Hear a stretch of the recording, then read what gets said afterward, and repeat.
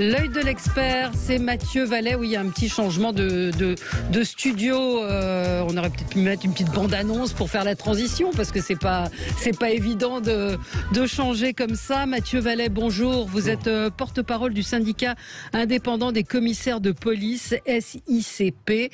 Merci d'être avec nous ce matin. Je voulais vous recevoir. Je vous avais eu en Zoom, mais je voulais vous recevoir parce que il y a une actualité police, il y a une actualité autour de la délinquance. Enfin, vous allez me dire que c'est un petit peu tout le temps, mais on a vu ce qui s'est passé la semaine dernière avec ces hommes qui ont été traînés par une voiture de police. Hier, il y a eu 2 suicides de policiers. Il y a eu le Karcher de Valérie Pécresse. Tout ça fait que la police, elle va pas bien. Est-ce que vous diriez ça? Je dirais que la société, elle va pas bien, et que la police, elle essaye de protéger cette société qui va pas bien. D'abord, j'aurais un mot effectivement pour les 2 policiers qui se sont suicidés hier. Un policier à Lille et un policier à Strasbourg. J'ai eu des collègues du policier de Lille, notamment hier soir au téléphone. Ils avaient des témoignages très touchants. Ce policier avait 2 petites filles. Et donc, c'est un drame pour notre institution. Moi, j'appelle pas ça un compteur de la honte, parce qu'on dénombre pas les suicides. Non. On les déplore et ensuite... Certains appellent ça le compteur de la honte? Certains, moi je m'amuse pas à les compter. J'ai beaucoup de respect et beaucoup de pensée pour ces policiers qui nous quittent brutalement. Et surtout, c'est ces anges gardiens, c'est ces héros du quotidien, avec des familles brisées, des collègues brisés. Et j'ai une pensée pour la direction départementale de la sécurité publique de Lille, notamment, puisque en 5 jours, ils ont une jeune collègue Mégane de 23 ans qui s'est donné la mort jeudi dernier. Et on a eu Julien hier à la Madeleine qui a aussi malheureusement mis fin à ses jours. Alors, un suicide, c'est toujours compliqué, c'est toujours des circonstances extérieures, mais c'est vrai que la police, on lui en demande beaucoup en ce moment.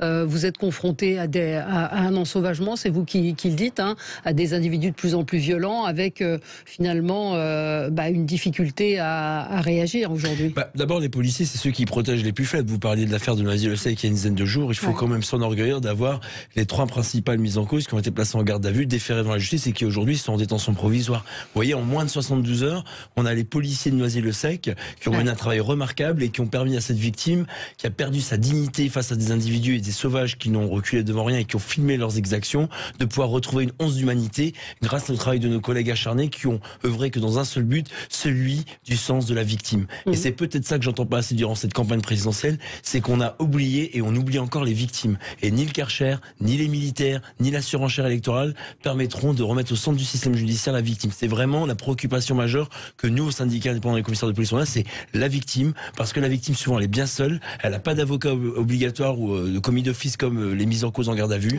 elle n'a pas d'assistance tout au long de la procédure, sauf lorsqu'elle va devant une juridiction de jugement. Donc vous voyez, aujourd'hui, il faut mettre le paquet sur les victimes, parce que malheureusement, la victime, c'est celle qui demande rien et sur qui tout tombe. Tout tombe, la victime et la justice aussi, qui aujourd'hui est peut-être pour vous, policiers, le maillon faible. C'est-à-dire que j'ai vu plusieurs fois vous exprimiez en expliquant que vous arrêtez des délinquants et que le lendemain, on les retrouve au même endroit dans la rue. Le problème de la police, c'est les voyous. Et malheureusement, lorsque les voyous jouissent d'un sentiment d'impunité et qu'ils doivent passer 10 fois devant le juge pour être incarcérés, et lorsqu'ils sont incarcérés, ils font que 6 mois et ils ressortent, lorsqu'il y a des places de prison disponibles, je vous rappelle qu'il manque 40 000 places de prison, à ce moment-là, on se retourne envers les juges. Et le but, c'est pas de dire que les juges sont mauvais ou les juges sont le problème. Le but, c'est de dire que certaines décisions de justice ne sont pas à la hauteur des actes graves que subissent nos concitoyens, et y compris les policiers. Et il faut le dire, si dans certains quartiers aujourd'hui ou dans certaines actions de police, on a des policiers qui sont balafrés, qui sont défigurés, qui sont fracassés par des voyous, c'est parce qu'ils savent que la sanction pénale ne sera pas au rendez-vous et que l'incarcération ne sera pas systématique face à des exactions de plus en plus violentes. Et on a un ensauvagement systémique de la société. Pourquoi? Parce qu'on voit bien aujourd'hui que pour une jupe trop courte pour une femme dans des quartiers qui ne seraient pas fréquentables le soir, parce qu'il y a des voyous qui font du harcèlement de rue, les amendes forfaitaires délictuelles, elles contribuent à ce qu'on puisse apporter une réponse concrète au quotidien face à ceux qui harcèlent les femmes qui doivent pouvoir se promener en toute liberté, de jour, de nuit, avec n'importe quel vêtement. Et surtout, derrière, vous avez pour un regard mal croisé, une dispute à l'école, pour un différend sur les réseaux sociaux maintenant, un coup de couteau, une attaque qui peut se solder par la mort et que les individus n'ont plus peur de rien, même si c'est une minorité. Et ce qui alerte aussi, j'en ai pas entendu dire dans la campagne, c'est le rôle des parents.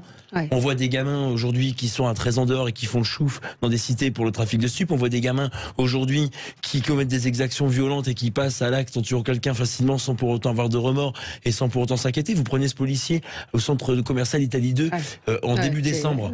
Vous avez quand même l'auteur présumé qui est un mineur et qui n'a pas hésité à mettre un coup de couteau à notre collègue. Donc vous voyez bien qu'aujourd'hui... Il est où ce mineur ? aujourd'hui. Ah bah heureusement, aujourd'hui, il est en détention provisoire. Ouais. Là aussi, c'est pareil. Ouais. Les policiers de la police judiciaire ont fait un travail remarquable. Donc on a la 3e district de police judiciaire qui a enquêté et qui, en moins de 72 heures, encore une fois, a démontré la célérité de leur action et leur professionnalisme. C'est vrai qu'on a la chance en France d'avoir des policiers formés, expérimentés et qui aujourd'hui... qui sont épuisés aussi. On voit, j'ai lu plusieurs articles sur le fait que justement la police judiciaire peine à recruter aujourd'hui. C'est un métier qui n'attire plus, alors que c'est quand même l'excellence de la police. On a une procédure pénale de plus en plus lourde. Vous savez qu'aujourd'hui, les policiers, ce qu'ils reprochent en fait à notre système, c'est de gratter du papier plus que de s'occuper des victimes. C'est de traiter des dossiers plus que des affaires judiciaires.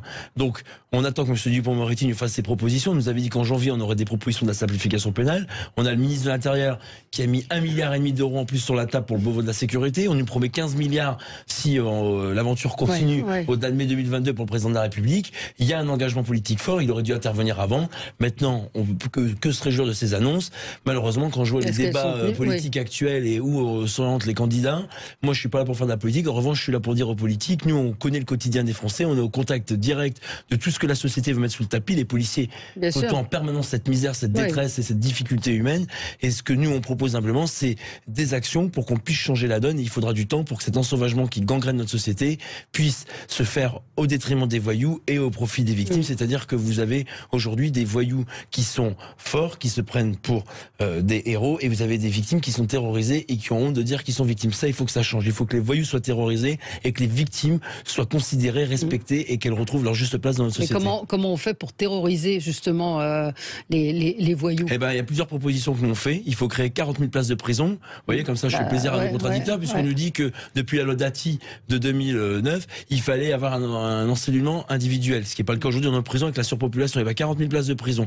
La deuxième chose, c'est les peines minimales. Aujourd'hui, quand vous êtes traduit devant un juge, il y a une peine maximale que vous encourez. Par exemple, pour des violences sur un policier, ça peut monter à 3 ou 5 ans selon les circonstances. Et ben, par contre, vous n'avez pas de peine minimale. Donc, on dit au juge, bien sûr que la Constitution vous donne le droit de juger individuellement, c'est un droit constitutionnel important, mais entre une peine minimale et une peine maximale. Pareil pour toutes les agressions sur ceux qui portent l'uniforme, les élus, on le voit avec les anti-vax et les anti-pass, les policiers, les gendarmes, les maires, et ben, il y a une incarcération systématique, c'est-à-dire qu'à l'issue d'audience, le juge délivre un mandat de dépôt pour que la personne, elle sache que si elle s'en prend un uniforme, elle ira en prison. Et pour ça, c'est très simple aussi, il faut qu'au niveau de la justice, on ait cette prise de conscience collective, parce que c'est un sujet qui, malheureusement, aujourd'hui, se paye cash dans la vie quotidienne, où les agressions envers les élus, les policiers, les gendarmes et les pompiers explosent. Oui, alors hier, Valérie Pécresse, je ne sais pas si vous l'avez regardé ou pas? Non, hier soir. Non, je n'ai pas eu le temps de regarder, j'étais avec des amis hier soir. C'est important dans la vie de policier d'avoir une vie privée, même si c'est difficile. Absolument. Alors, elle dit que les gendarmes et les policiers pourront riposter et tirer quand ils seront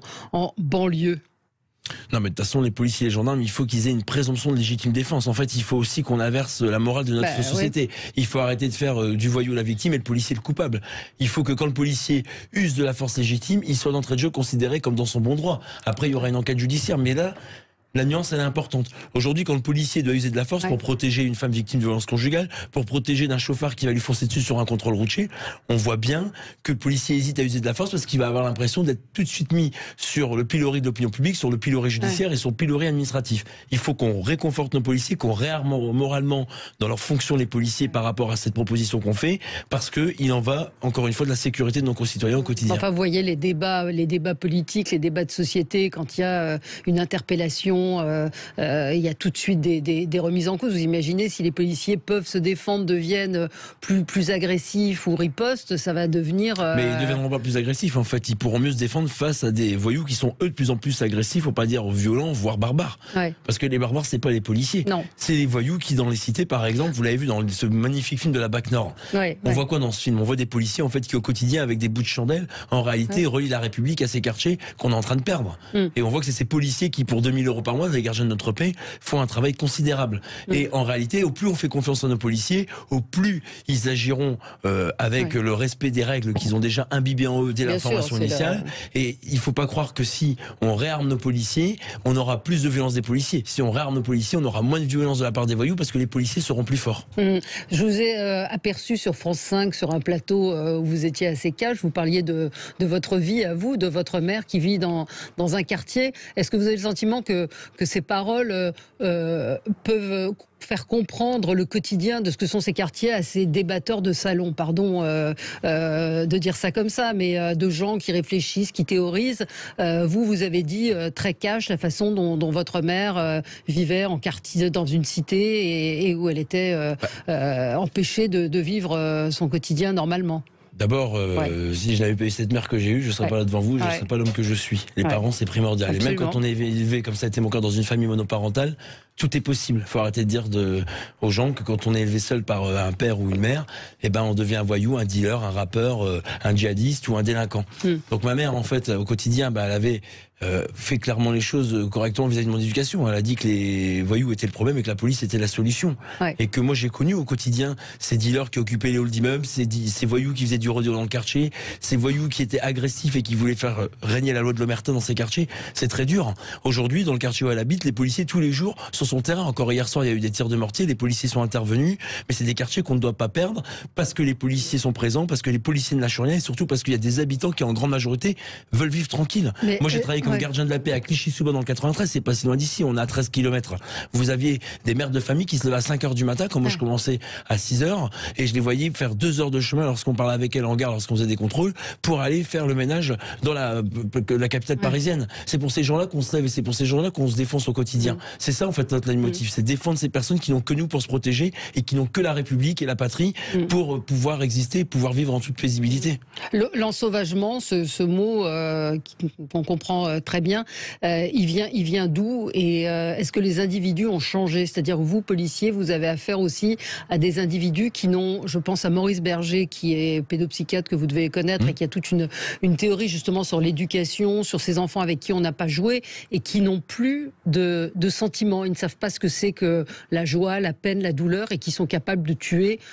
Qui sont presque à la limite de l'animal. Dans les comportements, d'abord, aujourd'hui, on a les réseaux sociaux qui sont des trophées pour ces voyous pour exhiber leurs exactions et leurs méfaits lorsqu'ils tirent des mortiers sur des policiers, lorsqu'ils traînent des victimes à Noisy-le-Sec. On voit bien qu'aujourd'hui, c'est devenu un sport et un jeu national. Et surtout, vous avez raison, il y a une désinhibition de ces mineurs dans la façon de voir la société, dans la façon de respecter autrui. Vous avez en fait des jeunes qui aujourd'hui, pas la majorité heureusement, mais une partie, qui n'ont plus de remords, qui n'ont plus de respect, qui n'ont plus de limites et qui en réalité aujourd'hui dépassent tout ce qu'on pouvait entendre il y a 15-16 ans quand je suis rentré dans la police. Mais qu'est-ce qui s'est passé? Ça veut dire qu'on leur a pas dit non? Ça veut dire qu'on les a pas cadrés? Parce que ça fait un moment. Vous avez des parents qui arrivent plus et qu'il faut aider, mais vous avez aussi des parents qui démissionnent et qu'il faut sanctionner. Quand le gamin il est à 13 ans dans la rue jusqu'à 11h minuit du soir, j'ai l'habitude de dire qu'il est dans l'école du crime. Le soir, à part faire des conneries dans la rue, il n'y a rien d'autre à apprendre parce qu'il n'y a rien d'autre à faire. La deuxième chose, c'est qu'il y a eu la culture de l'excuse permanente. Au lieu de sanctionner à juste milieu, moi je vous dis simplement, par exemple, pour un jeune mineur, c'est-à-dire 16-17 ans, dès qu'il commet une infraction, à savoir un tir de mortier, un caillassage de policier, une agression de professeur dans la salle de cours, eh ben moi je suis pour, puisqu'on a des établissements pénitentiaires pour mineurs, ça veut dire qu'ils ne sont pas mélangés aux grands voyous, qu'ils fassent des courtes peines. Parce que sinon, ils ont l'impression que lorsqu'ils sont en garde à vue, qu'ils ressortent et que la sanction pénale intervient 12-18 mois après avec un stage de citoyenneté, avec des travaux d'intérêt général, et ben pour eux c'est un blanc-seing et puis c'est une incitation à recommencer. Vous voyez, c'est tout un package qu'il faut mettre en place. Malheureusement aujourd'hui dans les programmes des candidats, j'entends pas énormément de propositions concrètes à part des joutes verbales et puis des caricatures qui n'ont pas marché dans le passé et qui à mon avis ne fonctionneront pas dans le futur. Oui, c'est ça, ressortir le Karcher et puis envoyer l'armée, ça a du sens ou pas pour vous? Moi j'ai l'habitude moi je connais des militaires et alors on a l'opération Sentinelle où les militaires protègent et rassurent nos concitoyens dans le cadre de la lutte contre le terrorisme, mais d'habitude les militaires c'est ceux qui vont en Syrie, au Libye, en Afghanistan pour neutraliser l'ennemi, c'est-à-dire tuer l'ennemi. Donc si demain on met des militaires dans un quartier, c'est que le sens qu'on donne à la mission est différent.